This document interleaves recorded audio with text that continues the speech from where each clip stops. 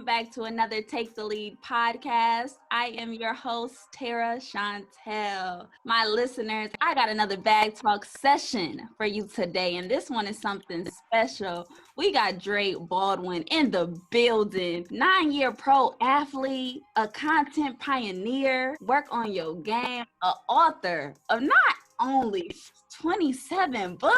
How you doing, brother? And you also just touch on discipline, confidence, and mental toughness. That is truly amazing, Dre. Thank you so much. Well, thank you for having me. Thank you for that great intro. I'm excited to get into this. Let's go. What inspired your journey as a pro athlete? Man, what inspired my journey? I was always an athlete, Sarah. I was always into sports, growing up in the city. I'm from Philadelphia, PA. And just growing up in the city, just playing sports, in the driveway. We didn't have backyards, so we played in the driveway on the concrete.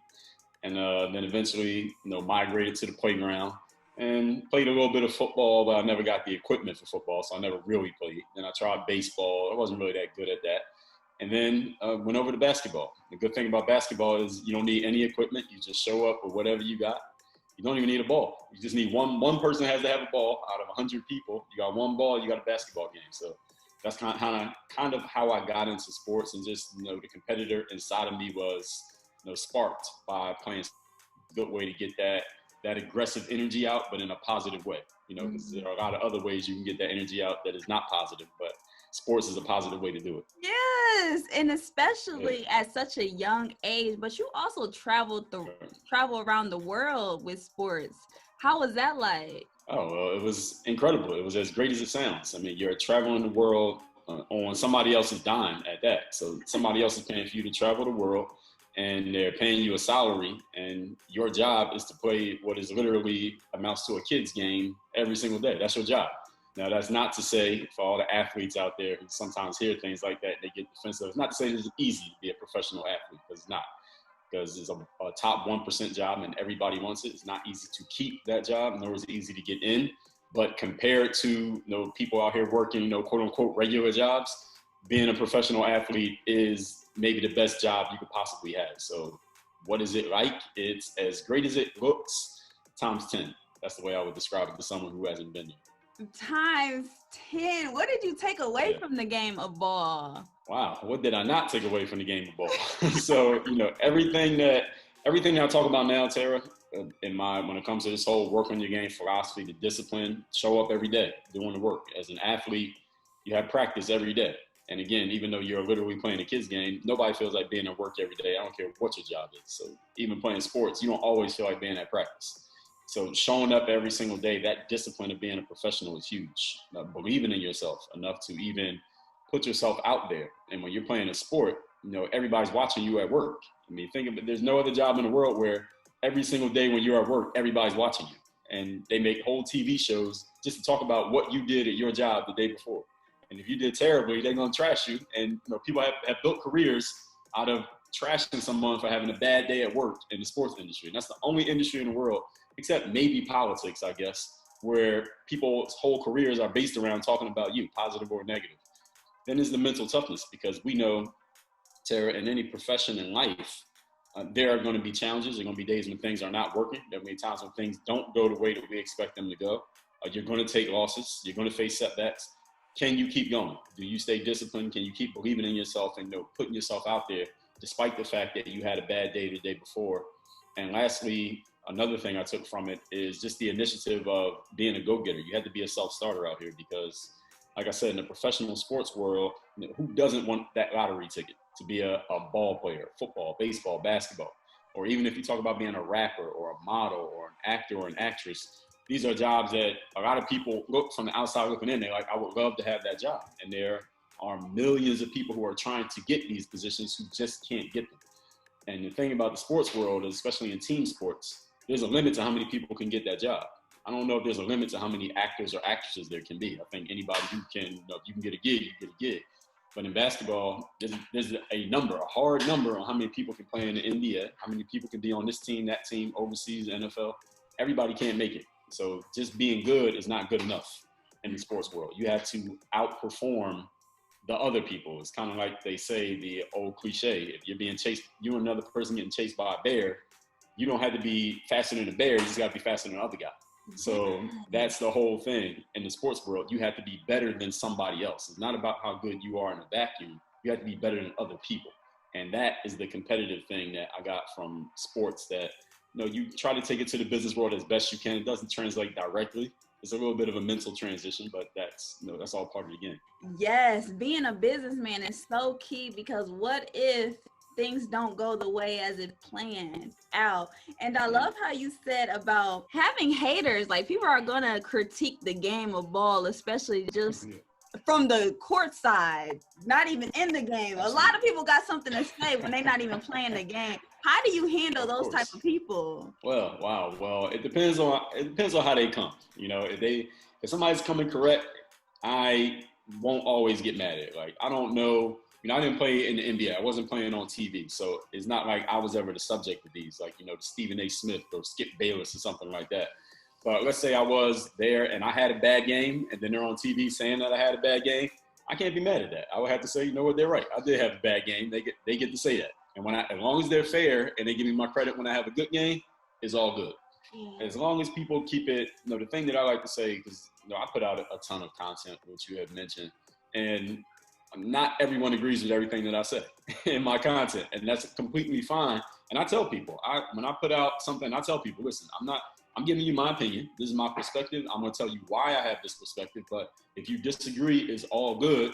You can tell me why you disagree, and you can give me your points, why you feel the way you feel about what I did at my job. As long as you come correct with some actual substance, I can respect it. It's just, as long as people don't become, trolling, and they're just like, getting personal or trying to be disrespectful and things like that, then you just got to block people. But other than that, or ignore people if they're in public. But other than that, it's all good. Yeah, I wonder how it is to troll someone, though.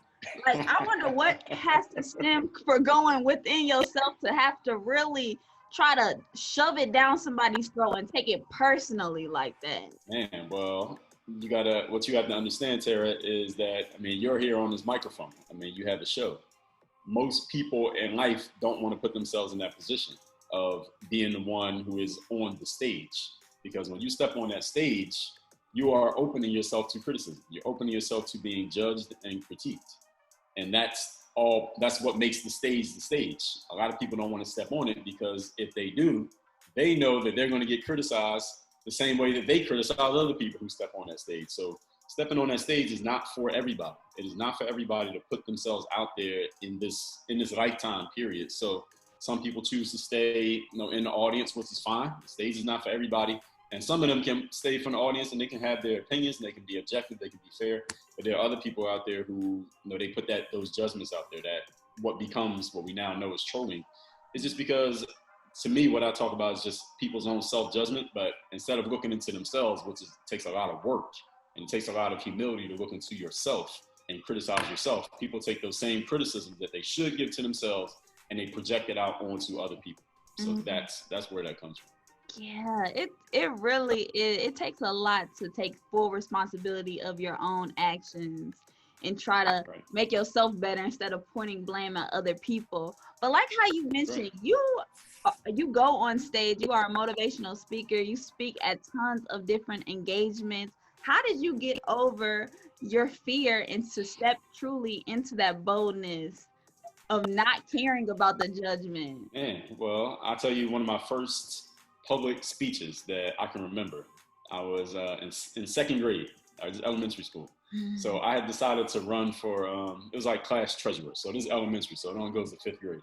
So I ran for class treasurer. I don't know where I got this idea. I think my mom might have put me up to it. I don't know if I got this idea on my own. Yes, might have came from my mom. Yeah, so, and then you had to give a speech. So they would have an assembly, you get to go up and give a speech. And my mom wrote the speech, and my mom's not a speechwriter. So without me telling you anything else, you could probably guess how that went. It didn't go too good. And this is back in the 90s, Tara. So this is when, and I used to be, I was this growing kid. I'm tall now, so I was always growing out of my clothes. My clothes were too small. They were tight. I wore glasses. And this is back in the 90s. It was not cool to have tight clothes and wear glasses. Nowadays, it's cool, right? Back then, you were a nerd and a geek. You were a target if you had tight clothes and glasses. Nowadays, you're the coolest guy in the room. But back then, I was getting laughed at by the older kids, and I wasn't confident in my speech or anything. But that's where it started. And then the next thing I remember, I was like doing like some kind of acting, like Julius Caesar, 3rd grade, young stuff.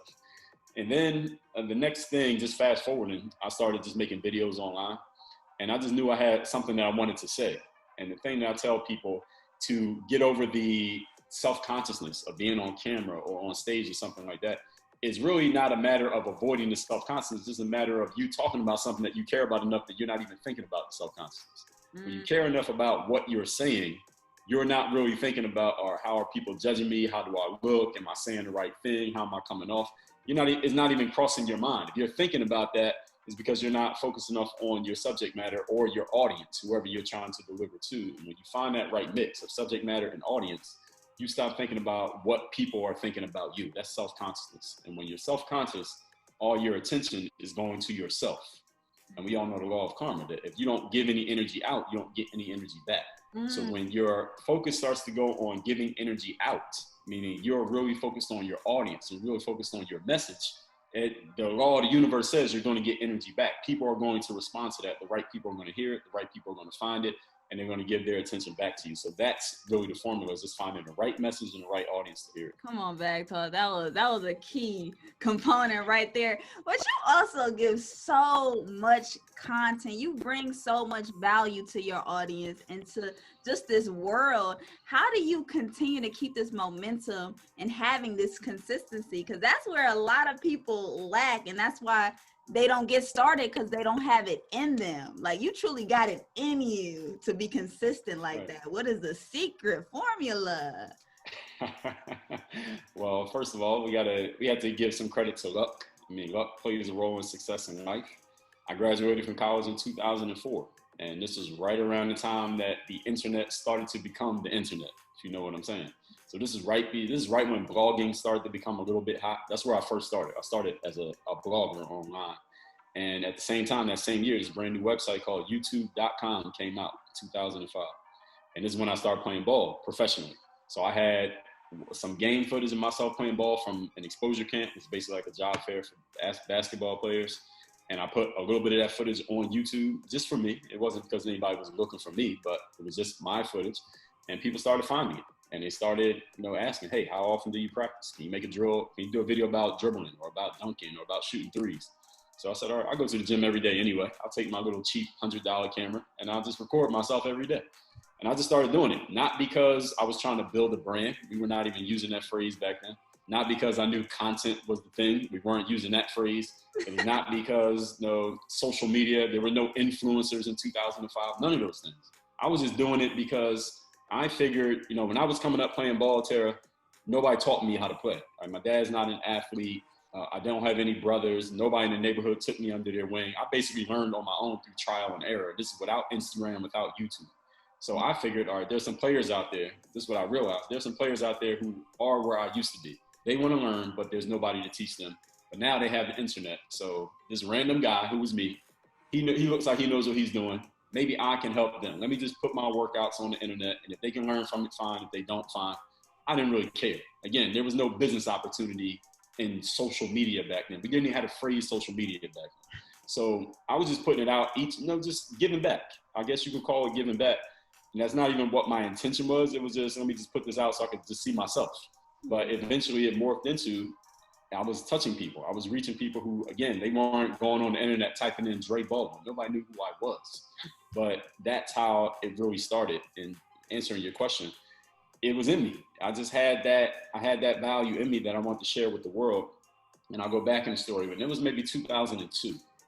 I don't know what I was reading or listening to, but some kind of motivational personal development material where somebody was talking about making goals. Write down a list of goals you want to achieve. And I had never heard anybody really say it that way. And they said, don't just make goals for the year, because I had been doing that for a couple of years. But then they said, make goals for the next 10 years. What do you want to achieve in 10 years or 20 years or in a lifetime? So I wrote down, this is probably 2002, that on my 10-year goal, I wanted to have a website that was by me and about me, because I knew I just had some things in my mind that I wanted to share with the world. And this is back when I had a desktop computer, Tara, that was so slow that I would type in, this is in college, I would type in ESPN.com in the URL bar, and then I would go take a nap. And I would wake up and hopefully ESPN.com was open on the page. by the time I woke up. Yeah, so I had this idea way back. This is, again, even before I had a website or anything like that. Because I knew I just wanted to share with the world. I didn't know how or what or when or where or any of that. And then, serendipity just happened that the internet started to turn into what it has now become at the same time that I was getting out of school and just trying to find my direction, find my path. Of course, I knew it would be sports, but you can't play sports forever. So I knew I was going to need something else to bring to the table besides playing ball. That's amazing, though, how you acted on YouTube and how you were the first. That's how it really starts. You got to really act fast and be the first at something to gather this true brand how you have. That's incredible. Also, how you speak on discipline. Can you talk to us more about having self-discipline? Absolutely. Well, how I define discipline is your ability to show up every single day and do the work. And I think the first example that I got of discipline, I would have to go back even to my childhood, was from my parents. That every day they would get up and they would go to work.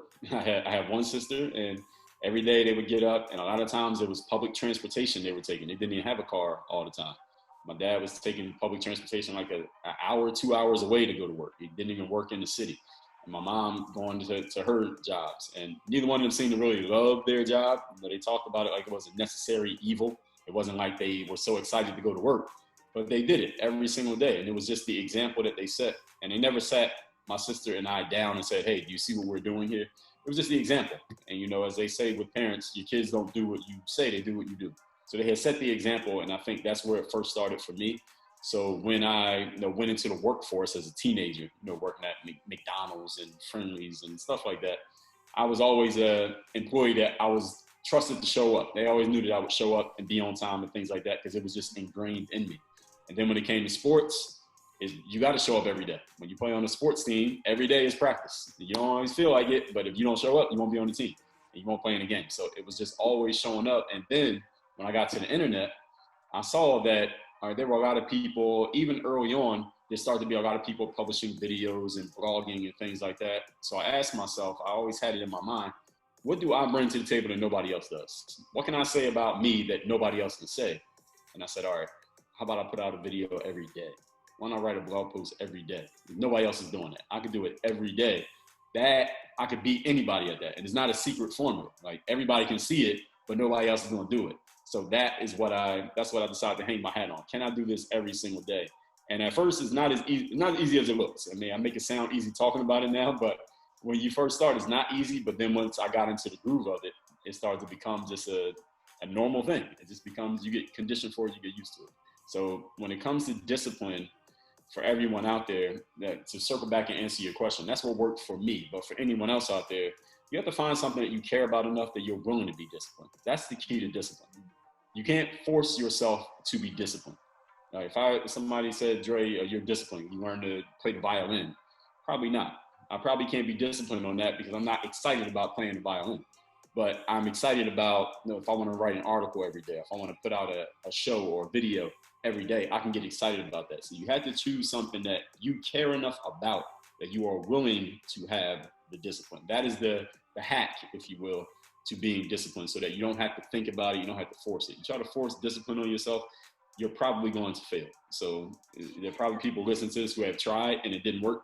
So find something that you care about enough that you don't have to think about it. Yes, and I will relate this all back to how this is your passion and your purpose. But passion and purpose can be two different things. Sometimes we can do what we are passionate about off of our own desires, and then our purpose is incorporate other people with our purpose in life that is connected with other people. How did you figure out your passion and your purpose here to give back, to build your legacy like this? Wow, so the passion came from sports. So I was always into sports, and I knew by the time I was maybe 16 that I wanted to play sports professionally. And I knew, I wanted to, of course, everybody wants to be number one draft pick and play for the hometown NBA team. But when that didn't work out, I said, all right, my next alternative, is to play overseas. So I went and played overseas, and that's at the same time I started playing, I started putting the videos on YouTube. And again, we just had to say it was just perfect timing. The internet became the internet at the time that this random guy gets out of college, has a camera, and puts a video on YouTube. But then I did have to have the foresight to take advantage of that opportunity once I saw it. So the passion was the question that I asked myself, actually, to tell you a little bit more of my story. Around 2009, so this is about 4 years into my pro career, because my basketball career, even once I got overseas, it wasn't always so smooth. There were times where I didn't have a job playing ball. There were times I was just a free agent. So people who watch pro sports, I mean, you see the players, the superstars, the LeBron Jameses and the Tom Brady's on TV, but there are a whole lot of players who are kind of like, I guess you call them on the fringes of the league. So there's sometimes they have a job, sometimes they don't. They might be on the practice squad, they might be in the the G League, the minor leagues, coming back and forth, and they're just trying to stay afloat in the profession. So I was in the overseas world. There were times where I found myself in that position. There were times I was signed and times I wasn't. So around 2009, I'm getting into my mid to late 20s, and I'm like, all right, I need to get some control over my life here. I need to start living like an adult and be able to control my destiny. So I asked myself a really key question, Tara, and the question was this: how can I take the things that I really care about and things that I'm good at also, which was basketball and the internet, and how can I do them in such a way that I have control over it and I can make money? That was the question that I asked myself. And that question led to me creating this whole, this ecosystem, this brand that became, Dre All Day, and became Work on Your Game. And the answer to the question was, all right, put a video out every day.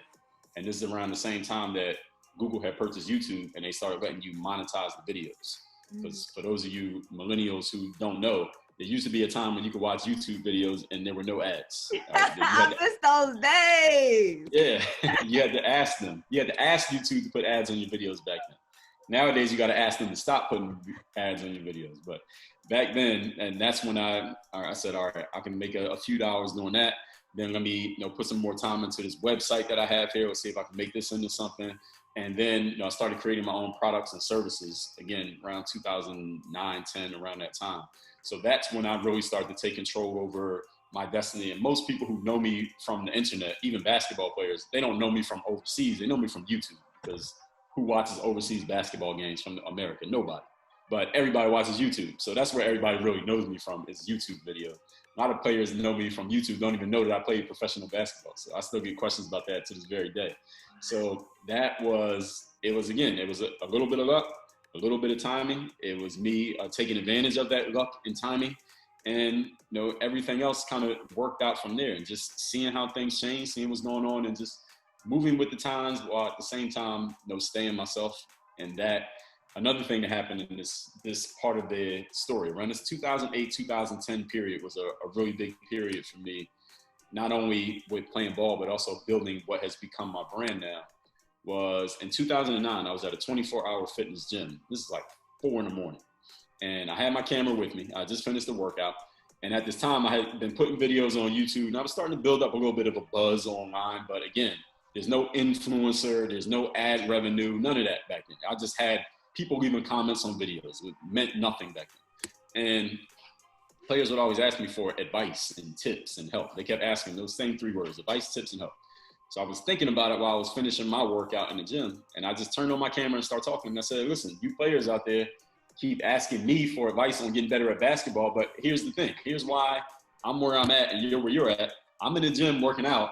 You're on YouTube watching videos. So what you need to do is stop watching YouTube, stop staying on the corner, turn off the Xbox, and go work on your game. And I put some other language in that sentence, but I said, go work on your game. And people heard that phrase and they just loved it. And people start repeating it back to me, like, work on your game. That's great. Wow. So again, another seed got planted in my head. I said, okay, I can just call everything I'm doing work on your game. It makes sense, right? It works for sports. It works for outside of sports. I can just use that. So now, to this day, that's the name of my company, Work on Your Game. And it's so simple to comprehend. That's why you got to sometimes dumb it down for people so they can pick up what you're dropping. Everybody can relate to that and understand and use that as some motivation. How did you develop the patience, even when you didn't see the fruits of your labor? You didn't see the work that you were putting in constantly, putting out videos over and over again. How did you stay patient on your journey? One thing that I read, this was probably around the time of 2000 and maybe 2007, 8. Are you familiar with Tim Ferriss, right? The author? All right. So he had he had put out the 4-Hour Work Week. That's how I first came across him. And I think I was reading his blog or something. And he shared this article about this guy named Kevin Kelly. It was called 1,000 True Fans. And he had Kevin update that article, I think, in one of his latest books, maybe The Tribe of Mentors, one of those books Tim Ferriss put out. One of the things that Kevin Kelly talked about in this article, and this is it's like a classic online entrepreneurship article. And what he talks about, the long and short of it is, and people can Google it, the article's out there. He talks about the fact that if you get a small audience, and 1,000 people is a pretty small audience in the grand scheme of things, of people who really believe in what you're doing and really like what you have going on, they buy into you, you can build a career off of them. And he explained the concept of the long tail. And the long tail being something that you put out today, 10 years from now, it'll be purely 100% relevant to somebody who's just coming across it in 10 years. So something we put out today in 2020, in 2030, somebody comes across it and it's brand new to them and they're like, yo, this is amazing. And they just dive into everything that you have. So for me, and I always like that, Tara, I was always the type of person, I'm not a sprinter, Tara, I'm a marathon runner. I'm a distance runner. So I'm the type of person who, I might not win in the short term, but in the long term, I'm going to win. And this is the mindset that I've always had, that the longer the race goes, the better the chances I'm going to win. So even if I'm not winning in the short term, as long as I keep putting in the work, in the long run, somebody's going to look at me and take a snapshot of everything that I've done and say, okay, this guy's for real. This guy's legit. He might not have been killing it on October 27, 2020 that day, but you add up all the months and all the years, you're like, okay, all right, we gotta get this guy his respect of what he's done. So that's always been just in the back of my mind, just the way that I work, is to create that long tail so that if anybody comes across me at any time, even if they hate me, they got to look at my body of work and say, okay, all right, we gotta hand it to them. And that's just been the way that I work. Yeah, we got to give you your flowers. We got to pay your respect, because that's longevity right there. And that is truly a legacy that you are just leaving behind when it's all said and done. Work on your game. That brand is incredible, especially developing that mental toughness. Talk to us more about Work on Your Game, the brand itself. Absolutely. So at that same time that I made that video about working on your game, I was talking specifically to basketball players. What happened was, about a year later, players kept asking me about the mental side of things, because I didn't even, at that time, almost every video I put out, and to date I have about 7,000, 8,000 videos on YouTube, but at the time, every video I put out was just me practicing basketball. And a lot of times I wouldn't even be speaking. It was just me be on the court doing drills. I wouldn't even talk. And players started asking me more about the mental side of the game after that video, because apparently it touched something in people mentally when they heard me speaking. So I started doing every Monday, I started putting out this video called The Weekly Motivation. And it would just be me, just a selfie camera video, just talking about some mental thing, some discipline thing, or confidence, or just believing in yourself, or, just seeing yourself at a higher level, or preparing for your future. Again, 2 to 3 minute video. I might be walking down the street. I might be driving. Just a little quick video I'll throw up on YouTube every Monday. Now, mind you, all the other 6 other days of the week, I'm putting out basketball content. And I started getting messages from people. And they would say, hey, Dre, I'm not even a basketball player, but I subscribe to you online because I want to see that weekly video you put out every Monday. I want to see that weekly motivation. And it was just me just talking about mindset stuff. And I did that every Monday for about 400 Mondays in a row. That's great. And those videos basically became the foundation for the Work on Your Game philosophy. And it's based on 4 central principles, which we talked about: discipline, showing up every day to do the work; confidence, putting yourself out there boldly and authentically; mental toughness, continuing to show up, doing the work, putting yourself out there even when the success you've expected to achieve is yet to be achieved; and personal initiative, going and making things happen instead of waiting for things to happen. So nowadays, I stopped playing ball in 2015. Nowadays, a majority of my audience are either people who never played basketball, who heard of me sometime between 2010 and now, just off the mindset material, or basketball players who kind of grew up with me. A lot of them, they were teenagers when I first started, and they're like, hey, Dre, I used to follow you when I thought I was going to the NBA. LOL. I didn't go to the NBA, but now I run my own business. Now I have an IT firm. Now I'm married. I have kids. I just graduated from college. I was watching you when I was 13, but I still mess with your stuff because your message has evolved. It's not just about ball anymore. And hey, neither am I, Dre. So I'm glad you still are out there, doing your thing. So Work on Your Game is just about I mean, it's self-explanatory. That's the great thing about the phrase. Yeah. If you just hear it, you know what it's about. You can have your own interpretation of it just from hearing it without any explanation. Yeah, and especially just the brand in itself, especially being an author of 27 books. That's Mhm. that's a whole flex. That's just like, yo, how did you balance that? How did you do it? Man, well, I've always been a writer. Like I told you, I came in the game blogging in 2005. So after this is around 2010. So I told you this time period was a huge incubation period for me around 2008, 2010.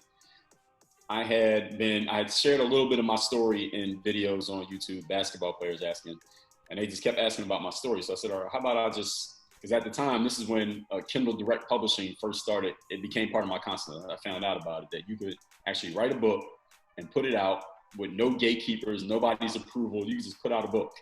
I said, all right, I'll put out a book. So I went and wrote my first book. It's called Buy a Game. And it is all around, that was just some advice a kid gave me in 8th grade. Like, Dre, you need to get some skills. He called it Buy a Game. So I called it that. And I just wrote my story from when I first started playing ball up through my college years, because I was still playing pro at the time. And I put that book out for free on my website in 2010. The one regret I have about it is that I didn't even have an email list at the time, so I probably missed out on about 30,000 email lists, addresses that I could have had back then. But other than that, just put that book out. That was my first book. And then I started making my own products, which was basketball programs. I called it the Hoop Handbook. It was like basketball handbook to work on your game.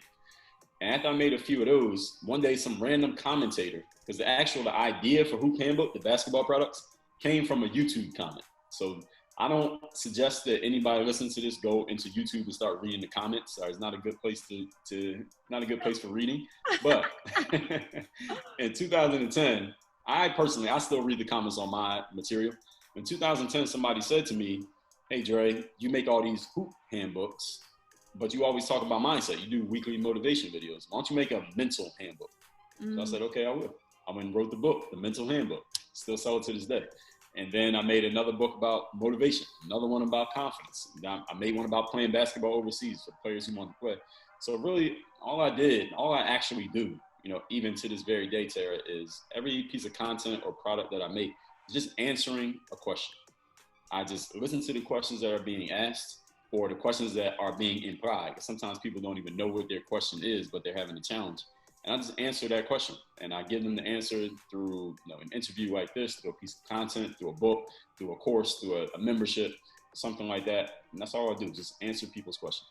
Giving back to the people, being a blessing out here. Like, that is amazing. That is truly amazing. Just the service and the heart that you have for the game of ball. How did you end up detaching yourself from the ego while you were playing basketball? Because as you see that everyone wants to be the star, everyone wants to be in front of the camera on stage, acting, rapping. How did you end up detaching yourself away from that ego? Well, in team sports, you have no choice because there's only one ball. No matter what sport you're playing, I don't know any sport that uses more than one ball at the same time. So in a sport like basketball, you have to understand your role, especially playing overseas, because overseas basketball is not like American basketball. And this is something I tell players all the time. When you watch basketball in the NBA, it's all about the individual and getting your highlights and your stats and putting your little highlight clips up on Instagram. Overseas is not like that. You go overseas and you're playing for yourself and trying to get stats and highlights, you'll get fired, released from your contract, and you'll be back home that fast. So you have to be able to put your ego aside, and you must be, you are there to serve the team. Whether that means you score a lot of points, whether it means you're sitting on a bench, you only play way fewer minutes than you're used to playing from college or whatever, you have to check your ego at the door when you're playing basketball overseas, especially in Europe specifically, because their game is not set up like the American game. I mean, the rules are pretty much the same, but just the ethos of the game, the way the players think, the way the coaches think, is not like that. So to play a team sport, you have no choice but to understand that for the team to be successful, everybody has to play their role. And there's only one superstar on every team, right? Everybody can't be Mike, right? Everybody can't be LeBron. Somebody got to be the guy on the end of the bench waving the towel. And if you're not willing to do that, you won't be on the team. That's just the way the game goes. And that's how it works on any team, as a matter of fact. And very few teams have more than one superstar. All right? And even when they do, everybody knows who the first superstar is and who's the second superstar. It's a pecking order. And every organization, Malcolm X said in his book, every organization must have a boss. So everybody needs to know who's who and what's what on every team. Yeah, and being able to play your role is so key, and not even go into comparison. And I feel like social media got us comparing our lives to other people, got us in such a rush in rat race. Right. How do you view social media, and how do you keep just such a level-headed and just keep focused on your game? Man, well, when it comes to social media, I'll tell you something I heard Puff Daddy say. He's one of my virtual mentors. I don't know him, but he's been a person I follow his career and the way that he moves as far as his business stuff Come on, goes. Puff Daddy. I call him Diddy now. He got so many names. Yeah, well, I remember him from the 90s, so I still call him Puff Daddy. So Diddy's new, the new right. But yeah, but I've always followed like just what he does business-wise and what the people who work with him say about it. And I think it's been very inspiring to a lot of people. And one thing I heard him say once was that one of the keys to his success is that he doesn't pay attention to what anybody else is doing. He doesn't focus on other people's business. He's not, online reading gossip blogs. He's not going back and forth in the comment section with anybody. He's out there doing what he does. And one thing that I say to people in my audience all the time is that in life, every day, you got to decide. Do you want to be the person leaving comments or you want to be the person getting commented on? And you got to decide which group you want to be a part of. All right? Do you want to be the person that gets talked about or the one that's doing the talking? And everybody gets to choose every single day. Now, while we all, at times, we are consumers. I mean, I watch TV. I get on social media. I could talk about something that happened. But the majority of your time, which one are you doing? Are you creating or are you consuming? You're going to be doing one or the other. And the producers are the people who make a difference in this world. The Puff Daddies, the Steve Jobs, the Tara Chantels, the people who are out there putting things in the world that other people can consume. The consumers are the people who you have to come out of your pocket and give in order to get something. But the producers, you receive because you're putting something out into the world. You're creating something that's bringing value to the world. Hopefully what you're producing is bringing value to the world. So for me, to answer your question, how do I stay focused amidst all the social media noise is I don't pay attention to what other people are doing. I really focus on doing my thing. And if there's going to be conversation, it's going to be conversation about what I produce, not me conversing about what somebody else produced. So that's always been a big thing for me. And that's how why I keep creating, why I keep producing, why I keep, finding ways to get my message out there. Yes, you're not just talking about it, you doing something about it. And that's what you can tell who's really just talkers and who is really about the action, and having the mental toughness, the mental stamina to be aware of where this life is going, especially now during quarantine. How are you feeling, and where do you think 2021 is headed from here? Wow. Well, with the COVID situation, I mean, I live in Miami, so it's starting to open up a little bit now. They finally had the gyms are open back to normal hours. Only thing now is, you had a mask. Everybody's wearing a mask. But as far as COVID, during that first couple months, I mean, March, April, May, it was kind of it was interesting because I would be outside. Like I wake up early, so I was outside jogging one morning, and there were no cars on the street. It was like dead quiet. You couldn't hear anything. There was no sounds. It was like a movie almost. So it was very interesting, but I knew it wouldn't last forever because people got to eat out here. People got to go to work. People need to get their checks. So I knew eventually something was going to happen, even if there was no dying down of the cases of the virus or whatever, but something was going to occur. And who knows where we're going from here? We don't know. Is there going to be a vaccine? Is it going to get fixed? I don't know. And I don't know when you're putting this out, but there's an election happening, and that's going to be crazy. It's going to be everybody's going to have something to say. Something's going to happen there, and now everybody has a phone these days, so anything that happens out here in these streets, that might get out there, and people are going to have stuff to say about that. So I think the biggest thing nowadays is not to hope that nothing happens. It's you planning, each individual planning for how are you going to keep yourself above the noise of what's happening? Because everybody has a device. Everybody's basically a news reporter these days. Everybody's a journalist, right? Video journalist, written journalist, Twitter journalist. Everybody can say whatever they want to say. So don't hope that that goes away. Ask yourself how you're going to deal and focus on you, despite the fact that all of this is going on. I think next year it's depending on what happens the rest of this year. I mean, I think we need to get through these next 2 months first. But whatever happens these next 2 months is just going to go into next year, and who knows? We don't really know. I have no idea what's going to happen next year. Right. But I know that I'm going to just try to stay focused. That's all we can do. I feel like paradise is in the mind, because how they got life set up right now is hell. So it's really the mindset to be able to handle everything that is being dished out right now. What did you take away from quarantine? What did I take away from it? Yeah, well, the first thing that actually at the same time that the COVID first hit in the United States, I think the time when people really started taking it seriously was in basketball, when this player from the Utah Jazz, Rudy Gobert, he got COVID, and then the NBA shut down. And then it seems like the rest of the world, the rest of the United States all start taking it a lot more serious when that happened. That was right around mid-March. I think it was Friday the 13th of March. I had just joined a business coaching program where I just needed to work on structuring my business. And it was the exact time that COVID started shocking the United States. So what I did during that time, I didn't do it because of COVID, but it just happened to coincide with COVID. I was really just focusing on getting some structure into my business, because I've always been great at creating content and always been great at creating products. But I had all these different products in all these different areas, but it wasn't streamlined. There wasn't a clear customer journey. Like, okay, you start here, you do this, then this, then this, then you move up. I didn't have that in place, but I saw other businesses that looked like they were doing better than mine. They were doing that. So I figured, let me get some organization to my business. I've never been a big, planning guy. I'm more of a creator. I'm more of a come up with ideas, go do it, just put it out. Yeah. That's what I had always did. And, just off of, hard work, hustle, and talent alone, I was able to build a business, but it wasn't a real business because it didn't have real structure. So that's what I've been doing since, that was in March. So we're 7 months into it now. And that's what I've been doing, just building my structure, making sure I'm talking to my audience and finding out what people really want. And then just coming up with a really streamlined offering so that people know exactly where to start, what's the next step, and how do you move up. So that's really what I've been doing.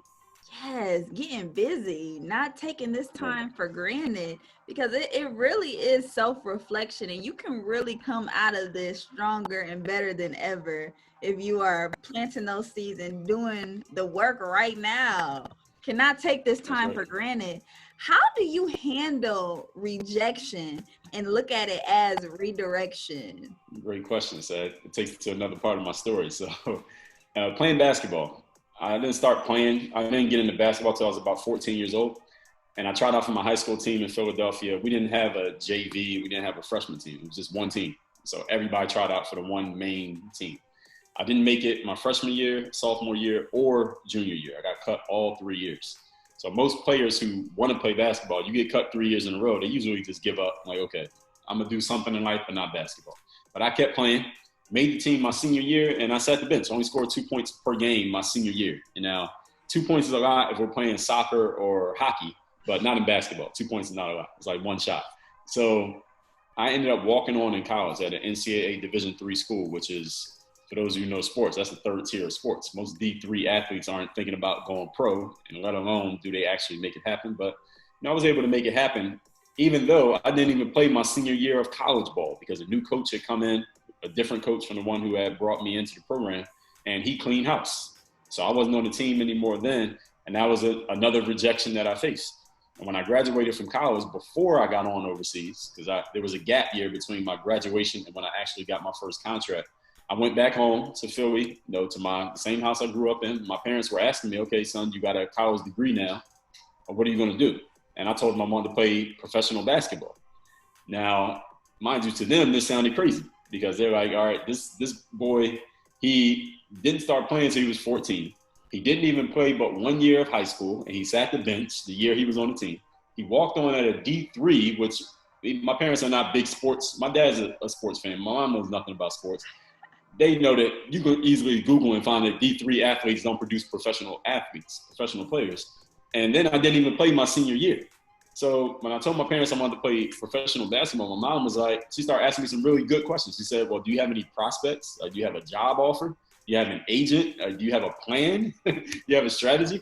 And the answers to those questions were no, no, no, no. The answer was no to everything. So she was like, well, look, you got a degree. You did all this schooling. You did the thing. You completed the process of getting a college degree. Now you need to go get yourself a job, get yourself a car, get an apartment, live like an adult. That's what you're supposed to do, right? When you graduate from college.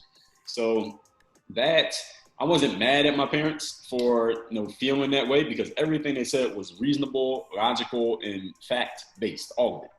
But at the same time, I knew I didn't want to follow, their path. I didn't want to just go get a job and, live happily ever after, because looking at all the adults around me growing up, they didn't seem happy. They had jobs, but they weren't happy. They didn't seem excited about going to work. They talked about work like they had to go to work. Not I get to go to work, I have to go to work.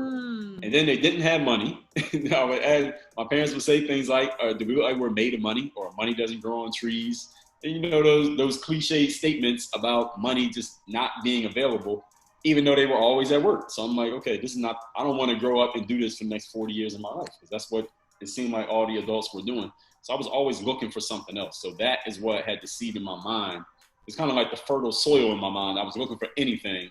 And when I finally learned about entrepreneurship through this book I read called Rich Dad, Poor Dad, right around 2001, that said to me, okay, this is what I'm going to do after basketball. So then a year after, again, graduating from college, I went into playing ball. And at the same time, I luckily planted the seed for this other career, which was the YouTube video that happened to become a career at the same time I started playing ball. But that was not planned.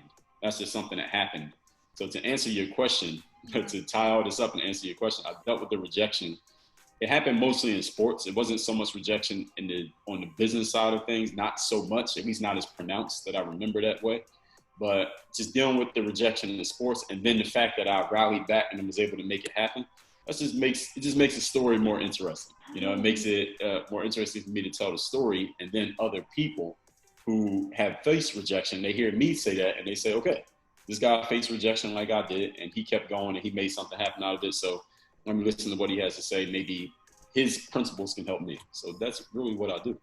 The story was so relatable, just off of how you spoke on your parents, and as well as you're a reader, and readers are leaders at the end of the day, taking those nuggets from the books, incorporating it with your life today to be your mentors. Books can really be mentors at the end of the day for us, especially when we see our parents getting stuck in the matrix like that, unfortunately, because to have the courage to bet on yourself is so bold when nobody ever seen it done around you. And I commend you so much for believing in yourself, even though you can have doubters who can't see your vision, and it's only for you. When you have that vision, to see it in yourself, to believe in yourself that you are able to accomplish whatever you put your mind to, it is incredible. Dre, this was so magnificent. So much game was dropped today. So much game. Can you leave us off with how we can continue to keep up with you and connect with you, keeping up with your work, your game, from your books? Tell us all of that. Sure. Well, I'm on all the social media platforms except TikTok. That's the only one I'm not active on, but I'm on everything else. So, YouTube, I still put out videos, LinkedIn, Twitter, Facebook, Instagram, and I think that's all of them. Yeah, I'm on all of those platforms. So whichever one you prefer, you can follow me on it. I post on those every day, every platform. I do have a book that I do ship to people for free as long as they cover the shipping. Can I share that? Yeah. Okay, so that book is called The Mirror of Motivation. I actually have it right here. We on video? Yes, video. Okay, all right. So this is The Mirror of Motivation. The subtitle is The Self-Guide to Self-Discipline. So this is the first book of mine. I know I've written a lot of books, so a lot of people would always ask me, Dre, which one do I read first? And for a long time, I didn't have an answer, but now is this book. I made this book free, physical book. I made it free. All you do is cover a small shipping charge and ship it to you worldwide. At the URL is mirrorofmotivation.com. So let me tell you why you want this book. So everybody in life, not everybody in life, but everybody who's listening to this, if you listen to this whole conversation, I'm going to assume you have some goals in life. You have some things you wish to achieve. And if you're listening to this, you probably understand that you don't just get something for nothing, right? It's not like Aladdin, you rub a genie and everything just appears. You're willing to do the work. Most people in life work just off of those two things. They know what they want, and then they understand they have to work. So they just start working really hard trying to reach their goals. That's what most people do, right? Hustle, grind, and team, no sleep, all of that.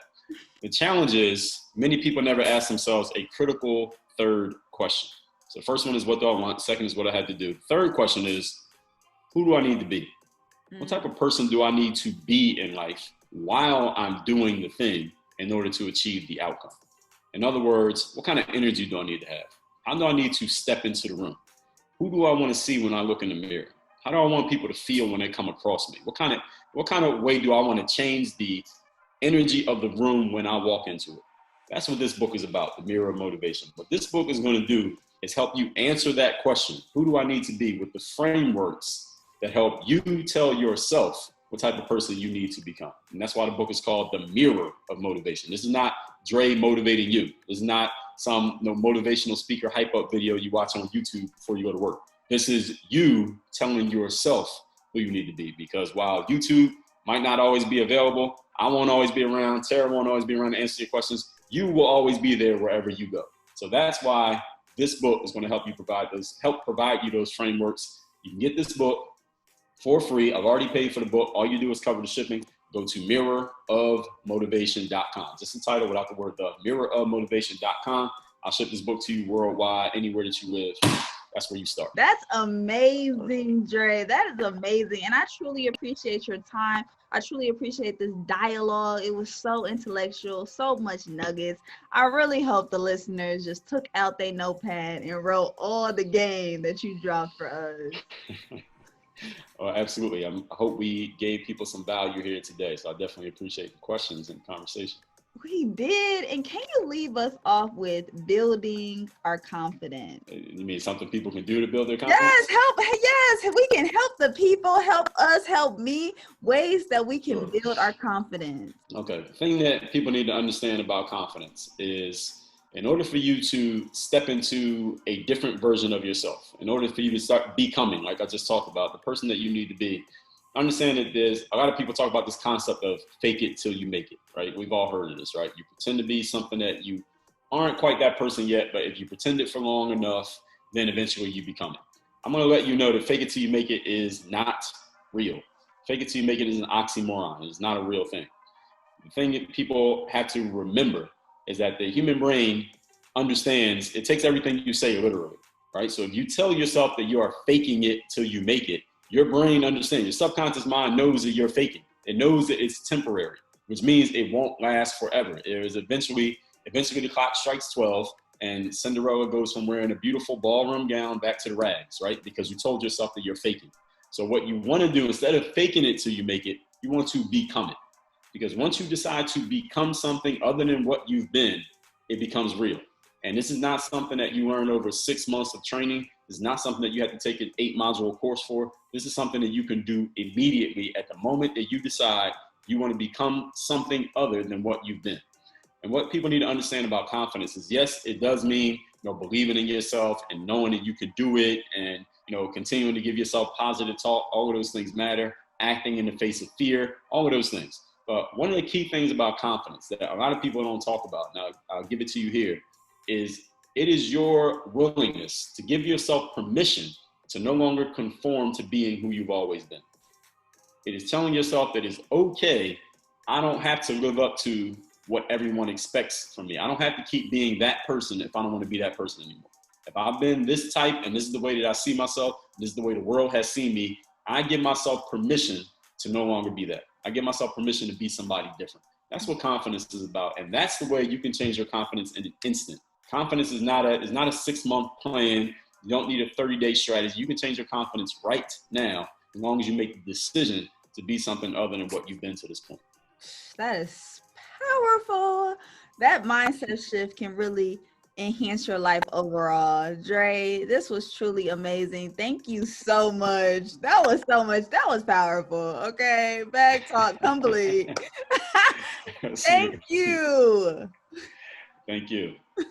And I just want to thank the listeners as well for tuning in, tapping into another Bag Talk session, Take the Lead podcast, and we will see you at the top.